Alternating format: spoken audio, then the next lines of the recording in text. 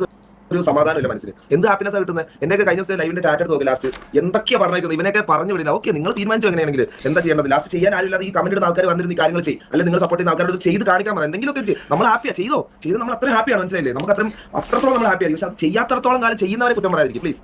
അത് നമ്മൾ ഇതിന് മാറി നിൽക്കണമെന്നുണ്ടെങ്കിൽ നമ്മൾ മാറി നിൽക്കും, മനസ്സിലായോ? കോൾ കൊടുക്കേണ്ടവർക്ക് കോൾ കൊടുത്ത് എപ്പോൾ ആർക്കും എപ്പോൾ അടിക്കണം തോന്നുന്നവർക്ക് എപ്പോൾ അടിക്കേണ്ട പോലെ അടിച്ച് പോകേണ്ട പോലെ പോയി കഴിഞ്ഞ് കഴിഞ്ഞാൽ ഗ്യാങ്ങൊക്കെ എത്ര കാലം നിലനിൽക്കും എന്നുള്ളത് അവനാ നോക്കുക. എല്ലാവരും ബാക്കിയുള്ള കുറേ ആൾക്കാർ, മനസ്സിലായോ? ഓക്കെ, കോമൺ സെൻസ് ഉള്ളവർക്ക് ആൾറെഡി അറിയാം. ബാക്കി റെസ്പെക്ട് ലീഡറിനെ ഒക്കെ പറയുന്നത് ഇമ്മച്ചുവർ ഓഡിയൻസ് ആണ്. അതെ, ഈ ഇമ്മച്ചുവർ ഓഡിയൻസ് എന്ന് പറയുന്നത്, ഞാൻ ഒരു കാര്യം പറയട്ടെ, അങ്ങനെ ഇമ്മച്ചുവർ ഓഡിയൻസ് ഇതൊന്നുമില്ല. ഇതെല്ലാവരും കാണുന്ന എല്ലാവർക്കും അഭിപ്രായങ്ങളുണ്ട്. ഇത് ഏത് കുണ്ടകളാണ് ഈ ഇമ്മച്ചുവർ ഓഡിയൻസ്? ഇവൻ്റെ എല്ലാം തന്തയാണോ പൂറി മക്കള്? ഞാൻ ഒരു കാര്യം പറയട്ടെ, ഇതെന്ത് ഈ ഇമ്മച്ചുവർ ഓഡിയൻസ് എന്ന് പറയുന്നത്? നിങ്ങളെന്ത് ഈ ഓഡിയൻസിന് ഇങ്ങനെ കുറ്റം പറയുന്നത്? ഞാനൊരു കാര്യം ചോദിക്കട്ടെ, അങ്ങനെ ഇമ്മച്ചുവർ ഓഡിയൻസ് എന്നൊന്നും പറഞ്ഞിട്ടില്ല. ഇത് കാണുന്ന എല്ലാവർക്കും അവരവരുടേതായ അഭിപ്രായങ്ങളുണ്ടാവും, അവരത് പറയുകയും ചെയ്യും. അതിൽ ഇമ്മച്ചുവർ ഓഡിയൻസ് മറ്റേ ഓഡിയൻസ് എന്ന് പറഞ്ഞിട്ട് ഇവരെ കാറ്റഗറൈസ് ചെയ്യുന്ന പരിപാടി ഉണ്ടല്ലോ.